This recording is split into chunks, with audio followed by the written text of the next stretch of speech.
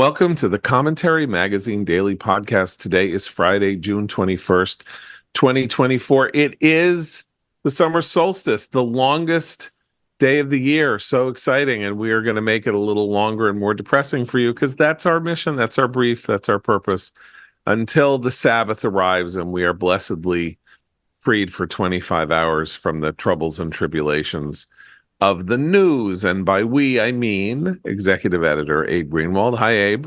Hi, John. And senior editor Seth Mandel. Hi, Seth. Hi, John. Letter addressed to President Joseph R. Biden at the White House, dated June 20th, 2024. That's yesterday. Dear President Biden, I write regarding Israeli Prime Minister Benjamin Netanyahu's public statement this week that your administration has been withholding weapons and ammunition from Israel and hampering its war effort against Hamas, a serious accusation from a trusted U.S. ally. Your administration responded by claiming that aid is flowing normally, with one official asserting, "We genuinely do not know what he's talking about."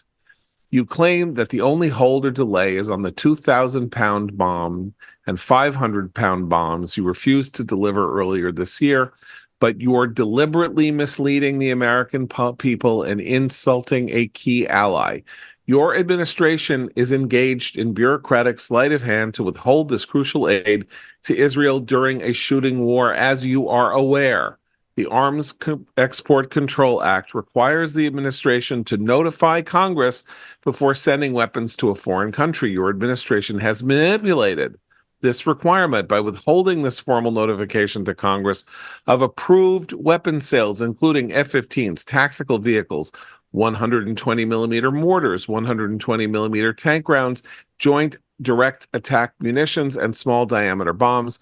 Your administration can then claim that the weapons are, quote, in process while never delivering them. But the law also includes an exception for, quote, when emergencies exist, unquote, which allows you to waive the requirement for congressional review and expedite weapon sales. Your administration is obviously aware of this exception since you invoked it just last year, yet it appears that you stopped acknowledging the emergency in Israel after receiving a letter from nearly 20 congressional Democrats in January urging you to end expedited weapon sales to Israel. Though your administration reportedly released a ship carrying at least some of these arms on Wednesday, that modest step doesn't cure the damage done by the delay. You're playing politics with the nation's honor and our allies' security.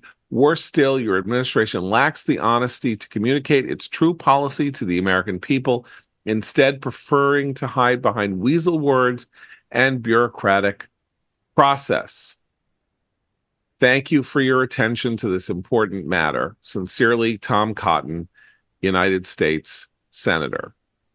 So Bibi Netanyahu on Tuesday, I believe, or Monday, released a video in which he said, we're just asking the Americans to give us the tools to finish the job, as Winston Churchill had once said to America before America's entry into World War II, while Britain was engaged in the war with Nazi Germany, but we were still in an isolationist frame of mind. Cotton's letter is followed by action by Jim Risch, a senator from Idaho. Hold on. Where is he a senator from? Jim Risch is Indiana. I'm sorry. Jim Risch, Pete Ricketts, Tim Scott, and Marco Rubio are leading a new piece of legislation called the Maintaining Our Ironclad Commitment to Israel's Security Act. And they're using the same fact pattern, or what they say is a fact pattern, of withholding by the Biden administration as a means of overriding what they call an Israel arms hold. Okay. What the hell is going on here? Because we know two things, one of which is something's going on that made it politically interesting for Bibi Netanyahu to publicly come out and say there's hinkiness here. People who don't like him say he's only doing this for domestic political advantage. It's very uncharacteristic of him to use an American circumstance like this for his domestic political advantage, let's just say. So I'm skeptical of that. But also, we have all sorts of indications on the part of the administration that they do not want Israel to get involved in a shooting war with Hezbollah. And Bibi himself, in an interview with Punchbowl News this morning, says, our purpose here is to prevent a war in the north with Hezbollah. We do not want a war in the north with Hezbollah. The faster that we can finish Rafah and reestablish some form of deterrence, the more we can avoid a war with Hezbollah in the north. The longer that it takes us to finish our job in Gaza, the more emboldened Hezbollah will become, and the more necessary it will be for us to go in full bore into Hezbollah, because they will have started a war that we will then have to answer. And the sooner that we have the munitions that we would need to fight Hezbollah, the more likely that they'll be deterred to escalate. I mean, they'd hit Israel when they're down on the big bombs and on the supplies. I mean, I just want to say, thank God for Cotton and Risch here, because the administration's response to Bibi's statement has been, we genuinely have no idea what Netanyahu is talking about. We have no one has been more supportive of us. There's just been this 2,000-pound and 500-pound bomb thing, and I don't know what else he's talking about. But then Tom Cotton shows up and says, we have the receipts, and we understand the game that you've been playing. Yeah, there's a limit to what they can, what everybody can reveal, which is the advantage that the administration has, right? They can say, I mean, even the level of detail in Cotton's letter is welcome and surprising, because there's a real limit. There's a cap on what they can, go into in terms of what's classified and what privileged information and stuff like that. So the administration relies on this to play these games. The administration knows that they can say something, and the people who know it's not true can't come out and wave, a document that says, super secret on top and lists, all the things they're talking about. So it's a game to them because they have this certain advantage. And Cotton seems to be very smart in the way that he is trying to get around those particular hurdles. Bibi Netanyahu has the same restrictions, I would say, because there are just certain things you don't talk about and certain processes that you don't enumerate in public. And so the administration is saying, look, we can say we don't know what they're talking about, and everybody's going to say the administration doesn't know what they're talking about. So Bibi must be a liar. And, and that's that. And so what Cotton is doing is trying to force them to say, to show their work. Right. Well, here's what we're saying here. Explicitly, because I elided this when reading the letter. There are 5 points that the letter concludes with that I will now read because I left them out the first time. Please provide the following information no later than July 1st, 2024. 1. What weapons and ammunition are being withheld from Israel include any weapons or ammunition delayed more than 2 weeks beyond their original delivery date. 2. Provide a list of all foreign military and direct commercial sales requested by Israel and the status of each request. Provide explanation for any delays. 3. Provide a list of any weapons or ammunition Israel has requested be expedited, the status of each request, and an explanation for that status. 4. What issues are hampering you from expediting the delivery of weapons and ammunition to Israel? What, if any, legislative relief is required to address those issues? And 5, how much of the recent supplemental funding passed by Congress has your administration expended to deliver weapons and ammunition to Israel? This is a very important thing that he is doing here, because remember, every single piece of weaponry that Israel, or that Bibi is hinting, or not just hinting, saying is being delayed, has been authorized and appropriated by legislation that Biden signed into law. And as Cotton mentioned and I quoted earlier, not only that, but even if that weren't the case, there is an exception for when emergencies exist, which could have lifted the requirement for congressional review to expedite weapons sales. So, A, this bill was passed with all this aid, including military aid, and B, Biden has a free hand if he declares an emergency to expedite weapons sales. Those are private weapons sales, by the way, not the administration, like, giving out of American storehouses. Those are private weapon sales. And that emergency declaration they've used before, as Cotton knows, They used it, exactly. Notes in the letter, which is this was a problem between him and Democrats. Tim Kaine and others were raising this objection with Biden, saying you keep designating this an emergency to get around notifying Congress that you're transferring weapons to Israel. So initially, the problem was Biden was using this process to help Israel against the wishes of Democrats, and he's now using the same process to enable Democrats in the party to, put a slowdown on things, and then just say, the check is in the mail. So this raises the obvious question, Abe, which is the administration's, assuming that it's true that they're slow walking stuff, which obviously they're claiming they're not. But let's assume that Bibi and Cotton and Risch and people like that aren't just, talking out of the side of their mouth or, blowing out of their hat, that something's going on here. Is this happening, as Cotton suggests, because of pressure inside the Democratic Party on Biden from a relatively small number of congressional Democrats, since he times the first slowdown to a letter from 20 congressional Democrats out of what are there 213 so 10% of congressional Democrats asked them to stop expediting, under emergency conditions.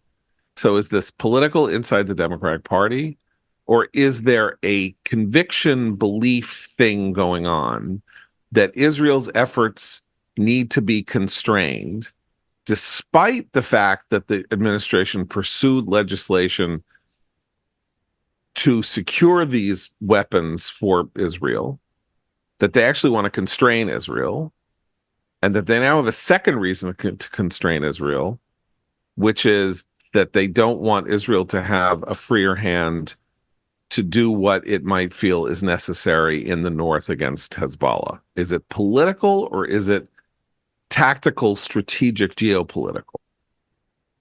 Nothing strategic about what they're I just want to say, I don't see nothing strategic. I think the administration just wants, in a very childish sort of way, out. It wants done with this. It wants everything to simmer down. It doesn't want to be proven foolish in its declarations and protestations that it wouldn't allow a wider war. It doesn't want to be blamed by left Democrats for supporting a quote genocide. It's scared of the liberal voters that the press has told it to be scared of regarding Israel. I think it's a multitude of reasons. It's the same combination of forces that are driving the endless cease talk game. I think it just wants to try to starve the whole situation in hopes that it will slowly vanish, better quickly vanish, and disappear, which is absurd. Meanwhile, according to Reuters, I'm not seeing much reporting, even in the Anglophone Israeli press, that entirely supports this or says the same thing.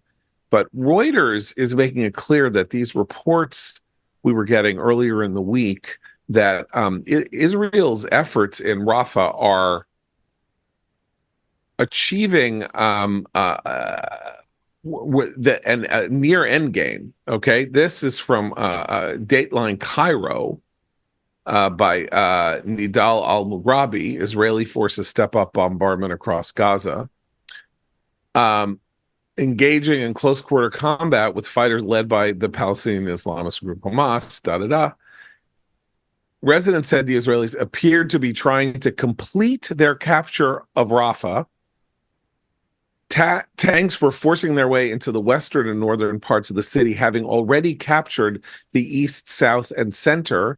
Israeli forces fired from planes, tanks, and ships off the coast, forcing a new wave of displacement from the city. The Israeli military said on Friday its forces were conducting precise intelligence-based actions in the Rafah area, where troops were involved in close quarter combat and had located tunnels used by militants. It also reported actions elsewhere in the enclave. So if they have secured if Israel has secured 3/5 of Rafah, has basically two more sectors to go, and is now at the point where the fighting is hand to hand. They're close. They're closer than we are being led to understand by Tony Blinken and others, right? Hold on. Something here is making noise on my computer. I apologize. Things are going well in Rafah from the Israeli perspective. The fighting is maybe reaching a successful conclusion. Somebody said the other day, maybe in a month. So this can't be about Rafah in a weird way, even though they're having these shadow puppet games about the ceasefire. Well, it sort of is in a roundabout way, which is the reason I think these reports are true is because it would explain the Biden administration's machinations with the weapons, because what they've settled into here is a situation where they're not withholding what Israel needs to finish its Rafah operation, because Israel is clearly finishing its Rafah operation. But the administration doesn't want Israel to wrap up all major operations in Gaza and then immediately turn to Lebanon. I think the administration wants there to be some sort of, as Bill Clinton might call a peace dividend. They want there to be some sort of noticeable period where there isn't a hot war, and people have a chance to, the administration has a chance to do diplomacy and try to get things rolling in Gaza, whatever its future plans may be, and to hold off on the north. And they know that everything sort of stops if there's. So I think that what's happening is that Israel has to be very careful about opening up another front, but it's not going to run out of what it needs in Gaza, at least in the foreseeable future. And the administration seems to think this is its comfort zone. It can't be accused of torpedoing Israel's Rafah operation, but it can sort of delay Israel's or reduce Israel's confidence that if it needs to turn to Lebanon right away, it can. Okay, so Israel does not want to go to war in Lebanon. Let's just make this clear. Israel does not want to be involved in a major war with Hezbollah in Lebanon. It wishes to figure out a way to reestablish deterrence so that Hezbollah stops raining rockets down on Israel. Classically, the way that Israel has attempted to restore deterrence in Lebanon is through air power, comparable air power, and also striking deep within Lebanon, as far as Beirut, on Hezbollah positions and political faction headquarters and things like that, to say just don't. We're prepared. And don't think, as they are saying, by the way, don't think that because we have fought this way for almost 9 months in Gaza that we're not prepared to turn north and fight on two fronts. We've been preparing battle plans that will allow us to fight on two fronts. The one thing that could prevent that, of course, is that they do not have sufficient amounts of offensive weaponry and effective amounts of offensive weaponry. And that's where the Tom Cotton and Jim Risch efforts come in, which is to sort of put Biden's feet to the fire, since the only fire that he is feeling at his feet is the fire of his own discomfiture, not only with Israeli victory, which seems to be an administration neurosis, but with his party and the domestic problems that it is facing. Let me just make one quick point. Next week on Tuesday, there is going to be a primary in Westchester and parts of the Bronx where squad members, pseudo leader, Democratic Socialists of America, star prize pupil and candidate Jamal Bowman is now almost certain to be defeated by Westchester County Executive George Latimer. The early voting numbers that are coming out are staggering.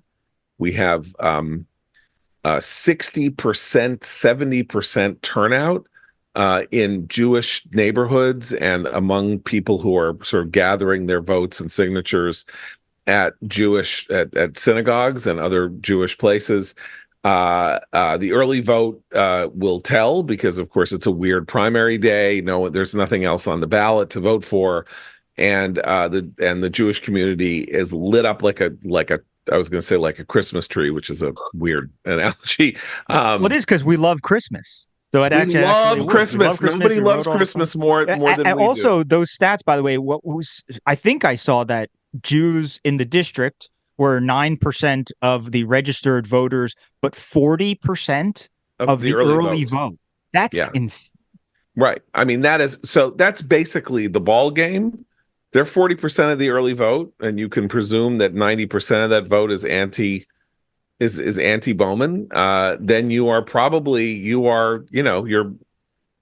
have to have, it would be like the reverse of Republicans. Like Bowman, you would have to have, massive day of turnout in whatever Bowman categories are. Anyway, Bowman won in primary against an infirm longtime incumbent, and so whatever. It's probably over, but I mean that's an interesting and suggestive fact for Biden, because guess what? When Democrats get engaged in this matter, maybe they turn out the squad. They don't turn to the squad.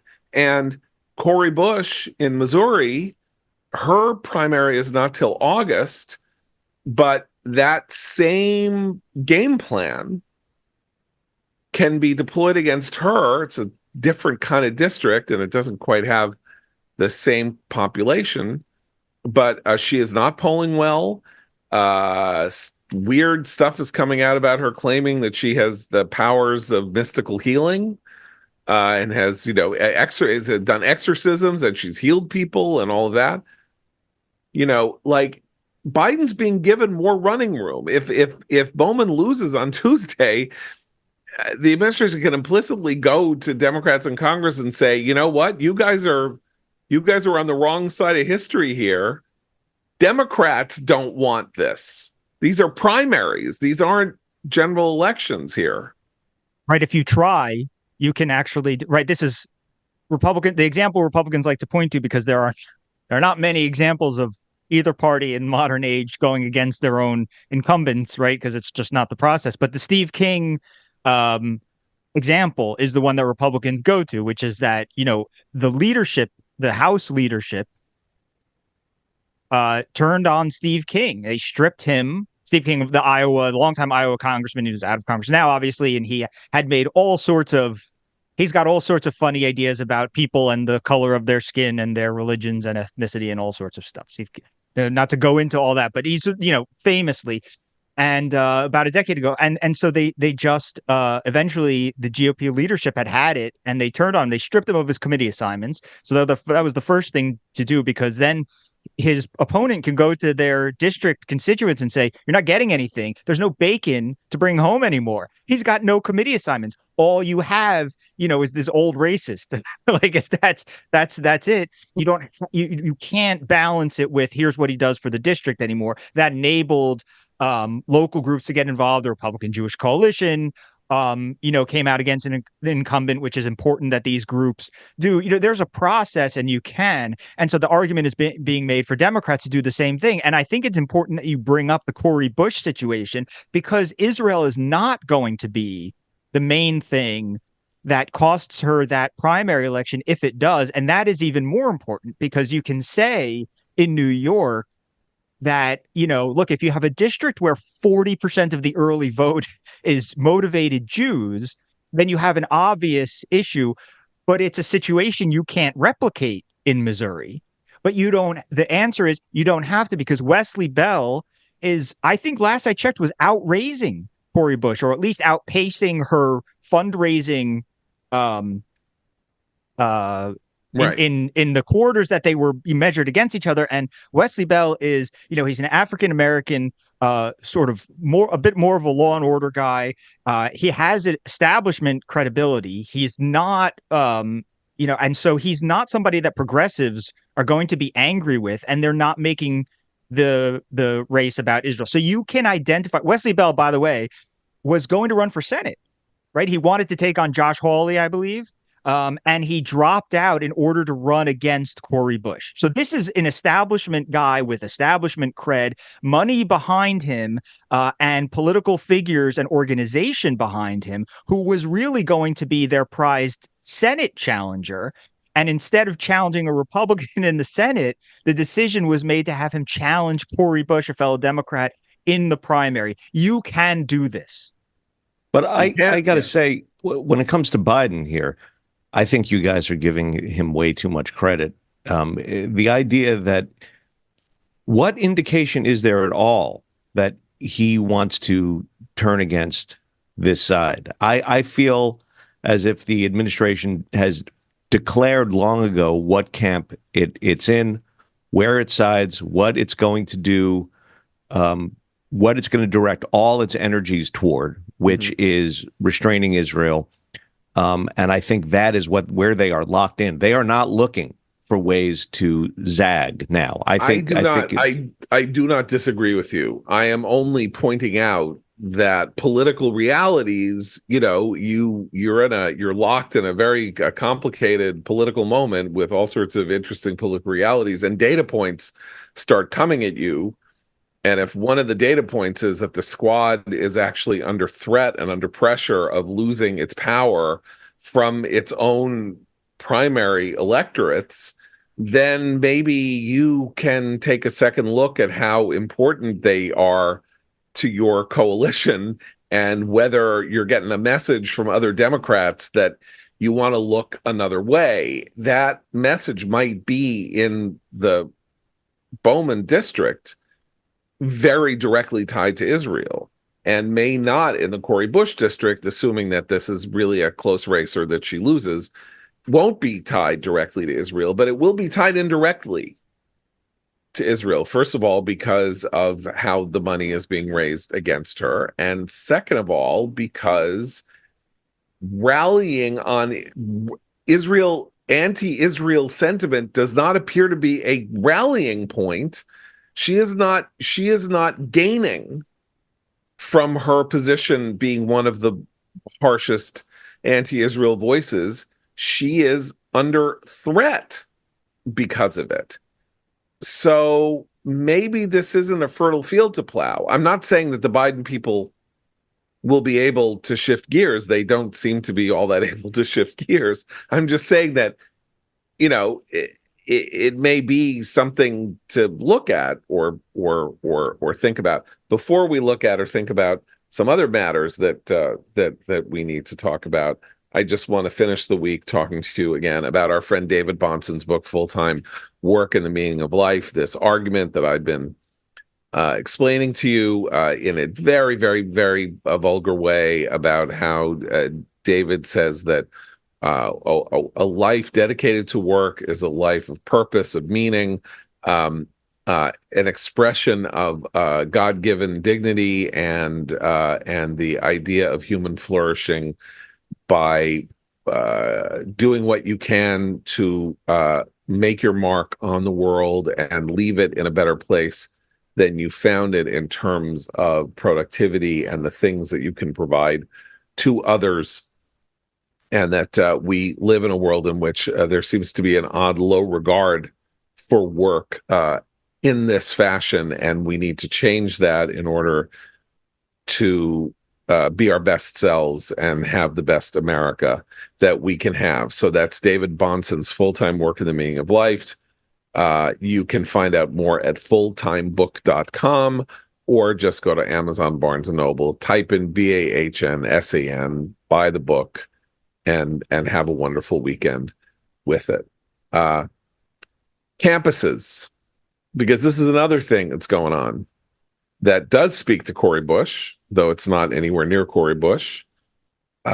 We heard last night that most of the charges against most of the people who occupied Hamilton Hall at Columbia, at one point somewhat violently, at one point basically holding two workers hostage, dozens and dozens of people arrested. We saw the footage of the cops climbing in through the second-story window with that amazing sort of truck, that cop truck that was like a fire engine with the ladder that goes up. They climbed in, they arrested people, they brought them, and lo and behold, most of them are going to have the charges dismissed and not face any consequences. Because, Seth, as you said last night, one thing we know about Alvin Bragg, the prosecutor who is involved in dropping these charges, no one is above the law.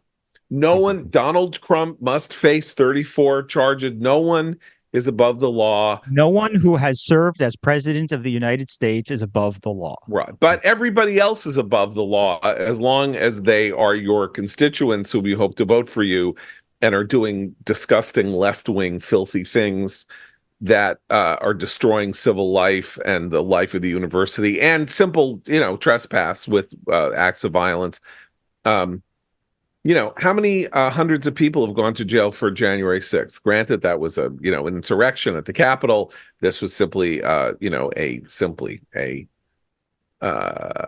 act of criminal trespass with violence and vandalism. But boy, it's really also one easy hostage, to start by the way. They basically took a janitor hostage. Yeah, exactly. Yeah. Okay. So that's happening. And, Alvin Bragg has helped secure the presidential nomination for Donald Trump. Alvin Bragg's conviction may be helping Biden on the margins with Democrats, bringing home Democrats, or maybe turning some independents, but has also, made it more likely for Republicans to drag themselves across glass to vote for Trump in November. And now, this kind of thing, which everybody watched and a lot of people watched in real time. You want to make a law and order argument in 2024 that involves not only the border, which is increasingly a law and order argument, as illegals who have crossed the border are now getting involved in murders and crimes in multiple numbers in different states. But here, so it's okay to do crime on campus as long as you're a left winger. Go at it. Hand Republicans 3 days at the convention. I mean, am I missing something? Well, I'm not sure. I mean, it's to some extent too local an issue to successfully make a national campaign out of it. It feeds into the larger national campaign, as does Biden's, student loan forgiveness for the people that we see wreaking havoc on campus. But I'm not sure that it translates to a national issue, this particular thing. By the way, I never had any doubt that they were going to get their charges dismissed, that suspensions would be erased from permanent records, and all of that. And I think, look, there's an element here that we have to address, which is that it's okay to do these things when the targets are Jews. I mean, that is the case. If If any of this was directed against African Americans or Asian Americans or any other minority group in any other class, we'd be seeing an entirely different outcome. Yeah, I mean I keep saying hostage, but it was essentially a hostage. The hostage that they took at Columbia in that building was black. So imagine if this were Unite the Right and they took an African American like a literal hostage in a building. We would have not we would talk about nothing else nationwide for months. I mean, this would be the sort of thing that it would just dominate for all the obvious reasons. And I think also I don't understand why they are giving them. It sounds to me like Alvin Bragg is telling them how to get away with it. That's what it sounds like to me. That these prosecutors are saying, wear a mask, and we won't put a lot of effort into identifying you. But they showed up to the courtroom in masks and keffiyehs. I don't know the rules of the courtroom off the top of my head. I wouldn't have thought you could do that.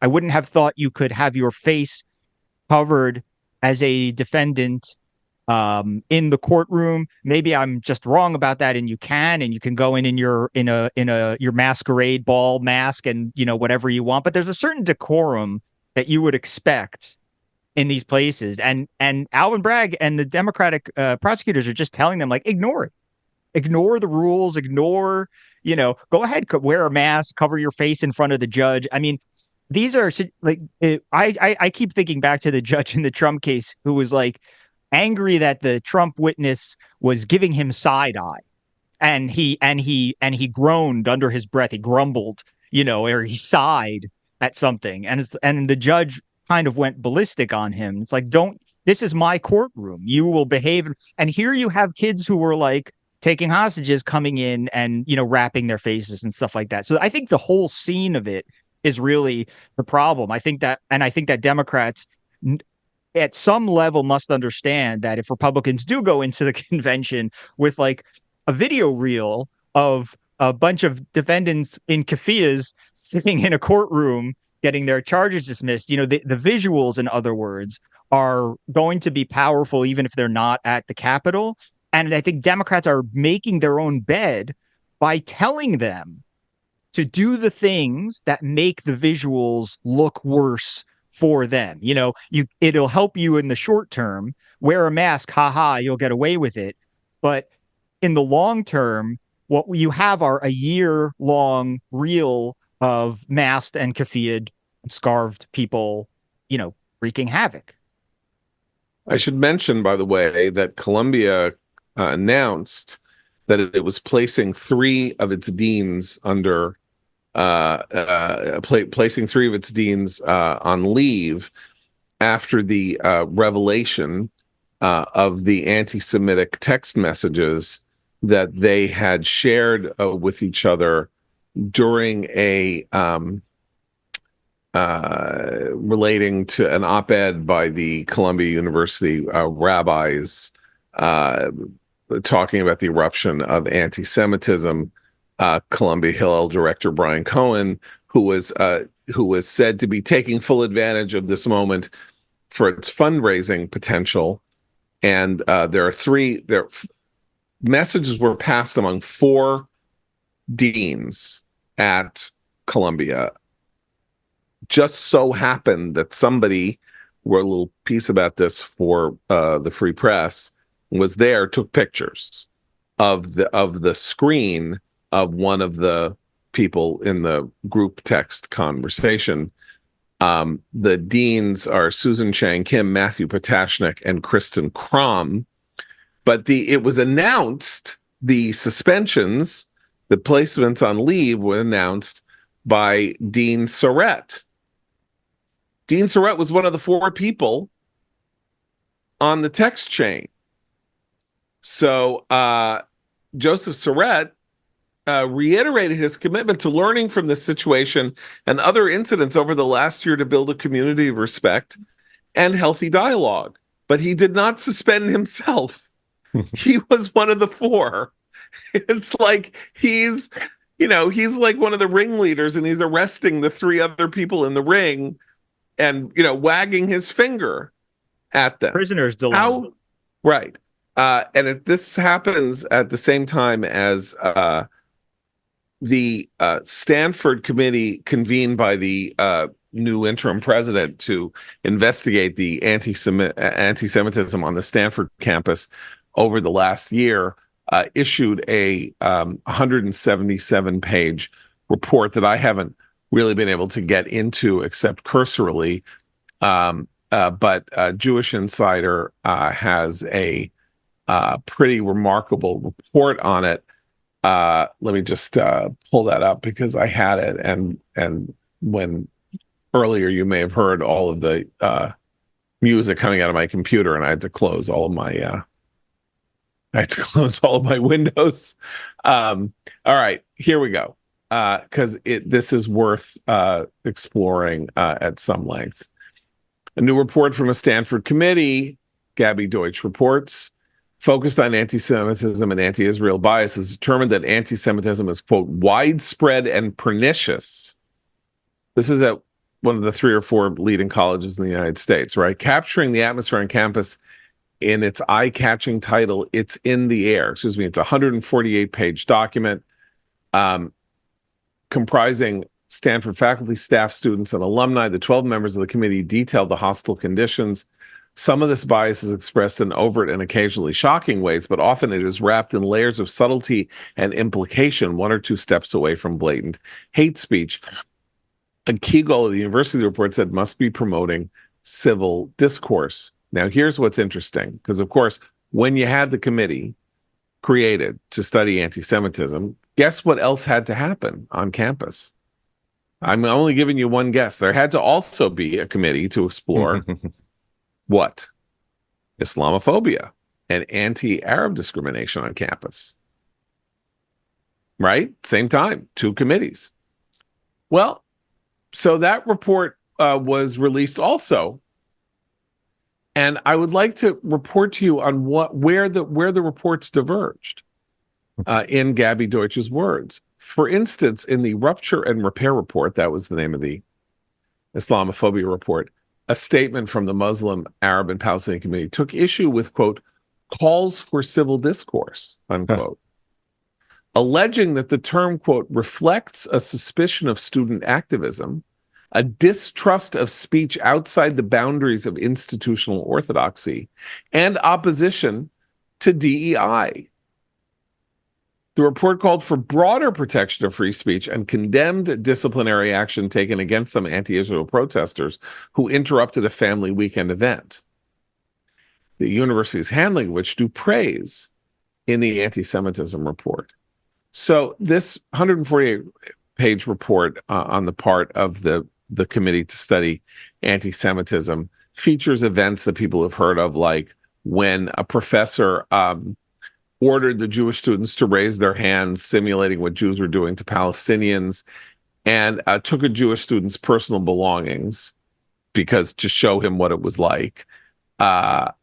He was suspended. His contract expired at the end of next year. But more than 1,700 students out of a undergraduate population of roughly 7,800 signed a petition supporting that professor.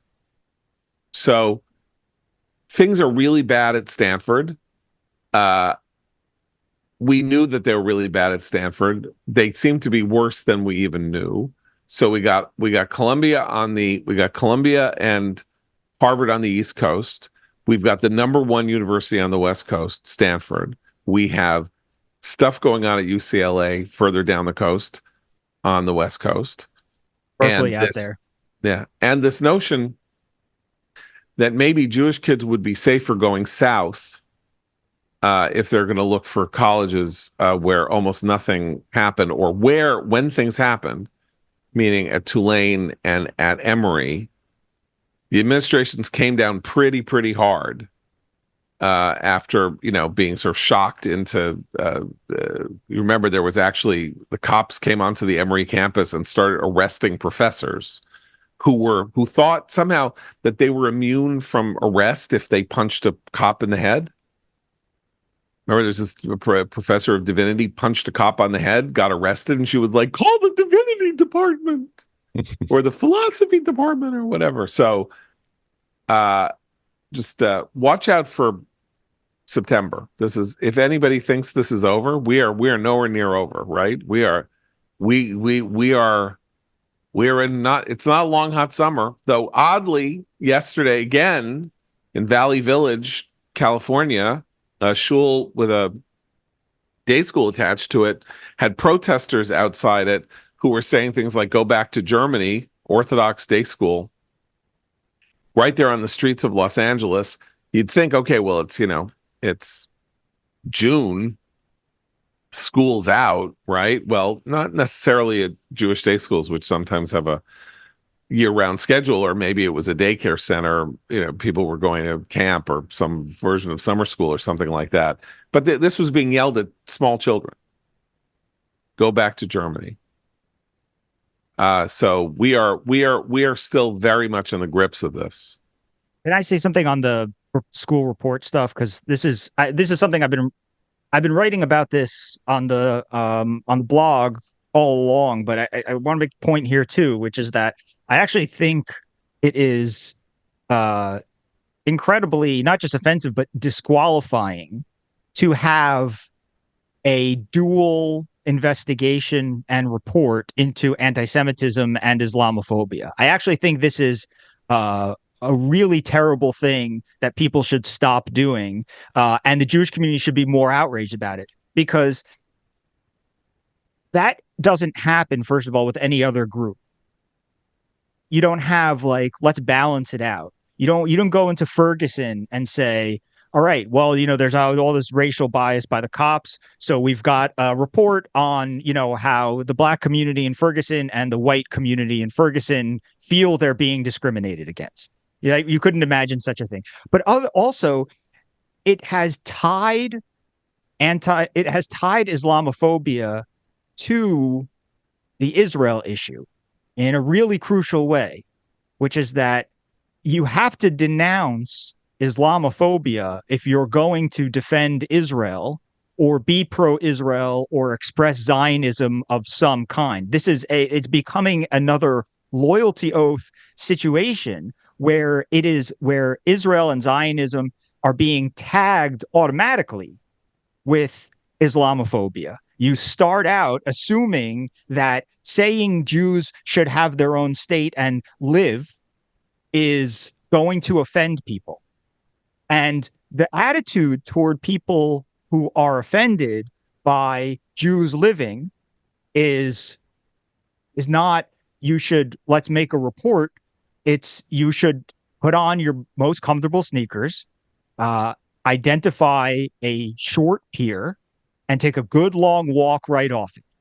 That's the attitude to people who think that Jews who want to live are innately expressing Islamophobia. And to pair the reports means it's always going to be this way. And the reason I say that is because we just had the DOE, Department of Education, the Office for Civil Rights. They had their settlements with the City University of New York, CUNY, which is a hotbed of anti-Semitism, famously, and the University of Michigan. And in the CUNY case, they did the same thing. And the DOE says, well, we found certain cases where the civil rights of Jews on campus were not fully protected. And we found cases where the civil rights of Muslim and Arab students were not fully protected.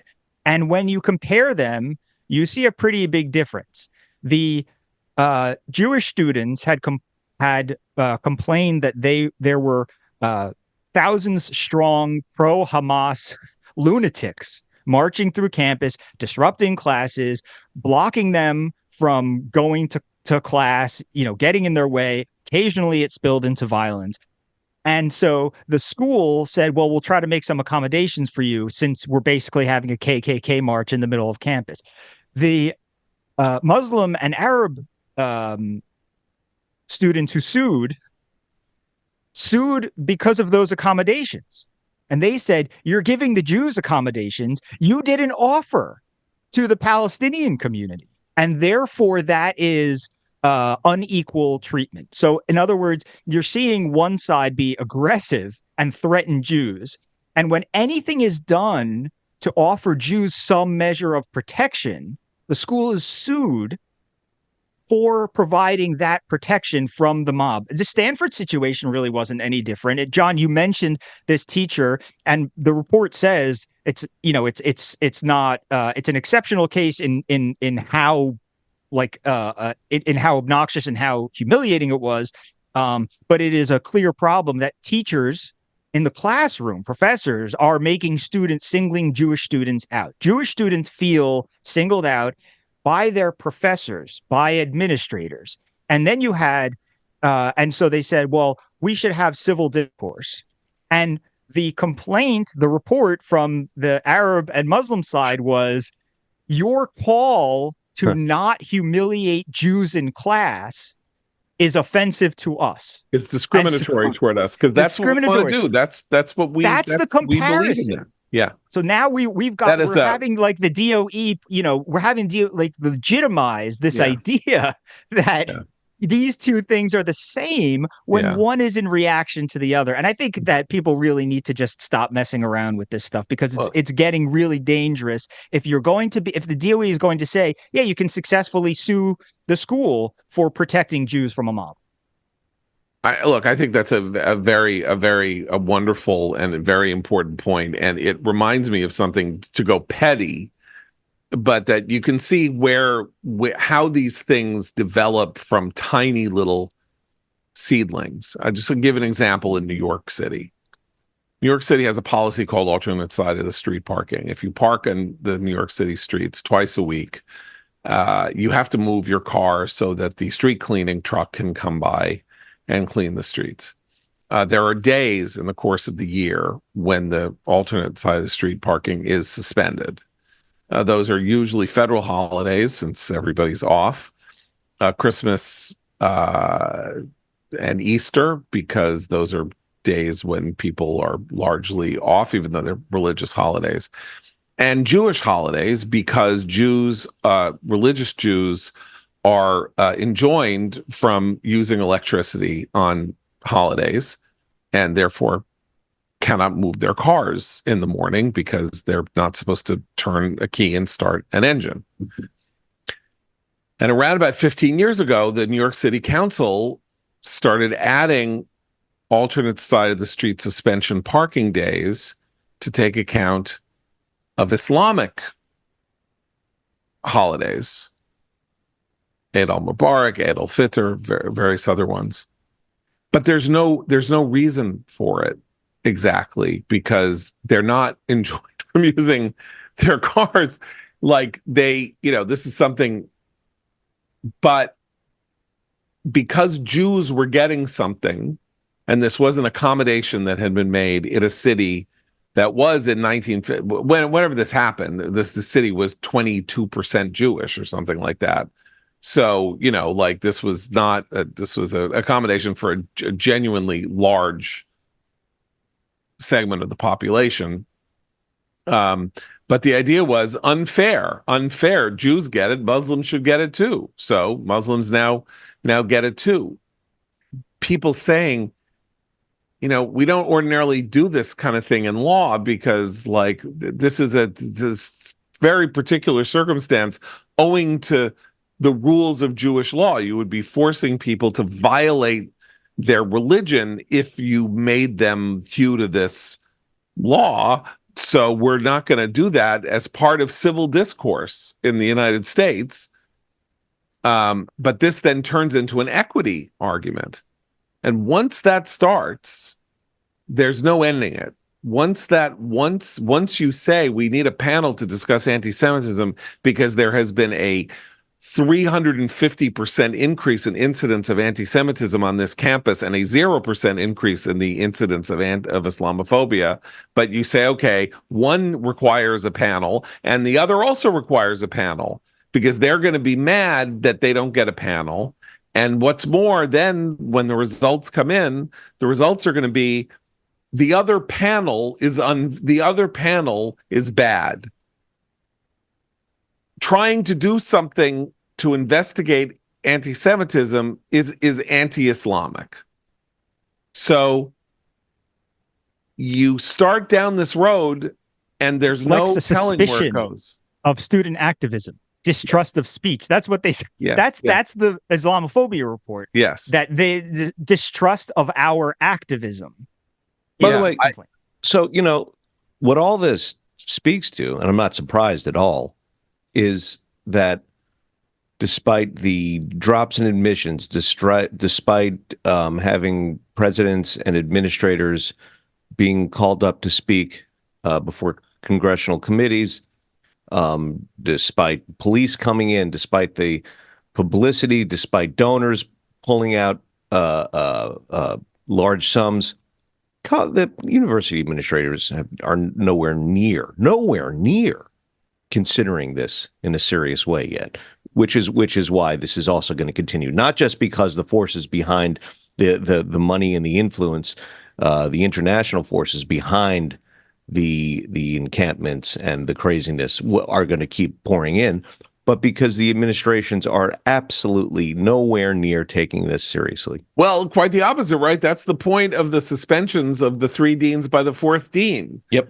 They were texting anti-Semitic shit to each other that just so happened to be exposed by somebody who was positioned in a seminar room in a way to see their phones. So not only aren't they going to do anything about it, they are full-on participants in an atmosphere of anti-Semitism. And when they get caught, when they're red-handed, when there's no way to deny it, then, an example has to be made out of them for a couple of weeks with a suspension, and then they'll apologize and they'll go to sensitivity training, and someone will take them to Yad Vashem, and it'll all be and they'll go to the Museum of the Jewish Heritage, and they'll lay a wreath at the tomb of the unknown soldier, and they'll do whatever it is they have to do to get right back to where they were, thinking exactly what they thought, and making sure that they don't do it on a phone, or at least that they get some kind of a security screen so that people can't read over their shoulders. And that's where this is a multi-year effort, not a one-year effort. That's why they're coming back in September to do everything that they're doing, and why the Jewish community and everybody who cares about this has to remain on high alert, high guard, has to continue to act, to put pressure on the university institutions and in their political donations, to put pressure on Jamal Bowman, on Cori Bush, on whomever, on Jared Pocan, on Ron Wyden, on Jeff Merkley, on Chris Van Hollen, on everybody in Washington who is working against the interests of Jews and the Jewish state. This is not something that you can move on from and then go back to worrying about climate change or abortion. Like, this is all hands on deck, and this is an existential survival question. Yeah, and can I make as an example real quick? Can I just point out that an example of that? These accommodations, what we're talking about, people, let's say one example is that Jews on campus wanted to be able to finish their classes remotely through Zoom classes or whatever, because they were feeling it was dangerous on campus, or they couldn't concentrate or whatever. And those are the sort of things when the Arab and Muslim community sue for accommodations, what they're doing is trying to scare the school off. And they're going to succeed from allowing Jews to have these, to say, take your classes on Zoom because you don't want, because you can't get to class because of this mob or something like that. So what's going to happen is you're not going to have the accommodations. What is going to happen is you're going to move the Jews off campus. That's the ultimate goal here. And that's why people have to understand how bad this is, this sort of false equivalence, because the false equivalence is not just, all right, we'll give you a lollipop and we'll give you a lollipop. Like when my kids go to, Trader Joe's, or the ones who didn't go to Trader Joe's, didn't get lollipops. The other kids now know to come home with a lollipop for them too. We're not doing lollipops. We're talking about a process of pushing Jews off of these campuses completely. and making And it a not just place where they are campuses. unwelcome. Right. Not just and campuses. not just campuses. That's what the Valley Village protest in LA was about. That's what the protest in Teaneck is about. It is raising the cost of being Jewish in the United States to unacceptable levels. And that is why Jews cannot imagine that this is going to be dealt with in a way that is not going to require intense effort and aggressive effort on our part to beat this back from the people who do want to say you get a lollipop and you get a lollipop, because that's actually contributing to the lawlessness, the antinomianism, and the anti-Semitism that is going on. So as we conclude this week, we are going to conclude, as we do every week, with a song by Eli Lake and the Artificial Intelligences, a number he is calling Peerless in Gaza. And I want to point out that the voice of the song, once again, is the voice not of Eli Lake or of commentary, but the song is written in the voice of the Biden administration, and its cri de coeur over what has happened with the really wonderful pier built off the shore of Gaza. So we will be back next week. And we will play you out to the strains of Eli's Peerless in Gaza. For Abe and Seth, I'm John Podhoretz. Keep the candle burning. We heard there was a famine. We heard there was no aid. America took action. We tried to save the day. But when we started building, it got a little weird. Hammers, it started shooting upon the we wouldn't let the rockets, mortar rounds, or fire make President Biden look like he's a liar. Palestinians, why can't you see? We are trying our best to get you relief. Palestinians, why can't you see? Say you want a country, guess what? We agree. Gunmen in balaclavas demand that they are paid. Now they're our partners distributing our aid. We drive trucks to the warehouse, UNRWA facilities. All the food and medicine should go to families. But something always happens to trucks along the way. Terrorists will steal it like every single day. Palestinians, why can't you see? We are trying our best to get you relief. Palestinians, why can't you see? Say you want a country, guess what? We agree. America and hammers, we're not the best of friends. We built the pier to help you bring the crisis to an end. You're acting like we're demons or godless infidels. We want to feed your people as you turn Gaza into